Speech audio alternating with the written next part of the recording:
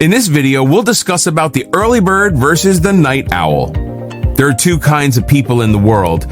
One, those who are capable of rising with the birds, and two, others who howl to the moon in the night. These people are distinguished with two different names because they can never be the same person. If you're a morning bird, say even a rooster, you'll always be awake in the morning to coo when the light comes from the east, but you'll be dead asleep as the west consumes that light. An owl will never coo at sunrise because they're always too busy sleeping. They don't cherish the sun because it interrupts their slumber. Unfortunately, most people nowadays are night owls and they sleep their days away when they could have been doing something else. The brutal truth is that while morning birds are living all of the benefits of waking up early, night owls don't experience anything other than the downfalls of sleeping in, and that does eventually need to change. Another issue is that once you've chosen a side, it's hard to convert to the other side. Seeing an early bird rise will annoy the owl as it tucks its feathers tightly over its beak. When the early bird watches the owl sway hypnotically in their sleep, they'll always feel frustration and angst towards the owl since they'll never be awake in the morning with everyone else. Once in a while, a balance can break between the two, where the afternoon becomes the overlapping hour, but time after that is simply too different to acquaint with. In the end, the truth is told that humans aren't owls. We can't be nocturnal creatures because that's not how we were made to be. To live a healthy life, we need to thrive off of the sun and communicate with other people on a daily basis. So naturally, there's something that has to be done for all those grumpy night owls. Downfalls of waking up late. To encourage you even more to wake up early, here are some important reasons you shouldn't be sleeping in. Primarily, there is the issue of fatigue. This can drag throughout your day, making it seem longer and more tiring than it really is. Staying up late for too long can make you dizzy and relatively lightheaded.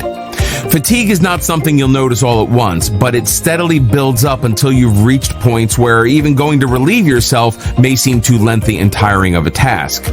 Another issue experienced with late sleepers is their exposure to developing illnesses. Though sleeping in late has never been the cause of any sicknesses, it has been found to aid in its development and gives out a feeling of overall malaise. Plus, staying up late always brings out the inner pig inside of you. When you stay up late, you crave for heavy junk food for snacking. Even though it feels good when you stay up late like the rebellious soul you are, you're actually satisfying your gluttonous half, and that doesn't care for the healthy balance you must maintain. So before you grab for that bag of chips to binge watch an entire season of your favorite show, remember what you're going to end up with. Another aspect to this issue is that sleeping right after eating isn't good for you at all. Instead of letting your food digest, you're forcing it to sit idle in your stomach, which can create gastral issues throughout the night. Your sleep is actually your body's natural time when your immune system is strongest. As you rest idle and immobile, your body can freely fight against illnesses, viruses, and bacteria that may have infested your body. But if you don't get the right amount of sleep, or it becomes inconsistent, you don't allow your body the time it needs to protect your body from getting sick. So before you stay up late for no reason better than your own guilty pleasure, remember who will have to pay the price for the lack of sleep. Why some people wake up easier than others. As humans, we're all made differently. Some people can apparently wake up fresh as a daisy, as though stabbed with adrenaline. Otherwise, there are horrible sleepers that collapse off the bed and come crawling out of the sheets as though they fought with the pillows and lost. Whichever you are what you are.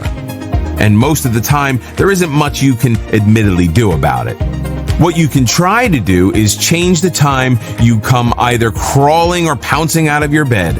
Some people fail to sleep on time, get enough of it, or just resort to a more lethargic life than others, which makes them less energetic than most. Whichever it is, if it's affecting your mornings, you might want to change your ways.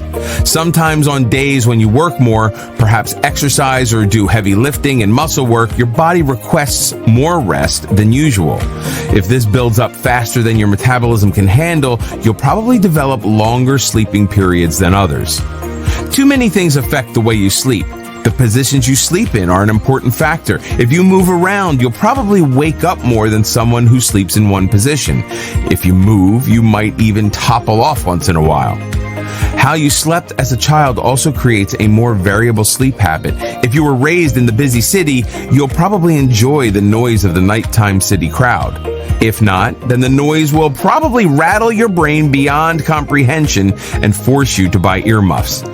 If you need a warm environment, you'll most likely suffer during the winters. Those who prefer the cold side of the bed will most likely hate when the blankets come out to ruin the chilling experience. Then, of course, there are those who are light and heavy sleepers. Light sleepers will wake up to the sound of a pin dropping and then cry in angst as they can't return to their sleep. Those who are heavy sleepers will sleep through their alarm clock and then curse the darn thing when they're late for work. It's all extremely variable, and there is no solid answer to why we all sleep differently. All you can do is try to understand yourself and your personal needs to make your sleep more comfortable and fulfilling so you can wake up as nicely as possible in the morning.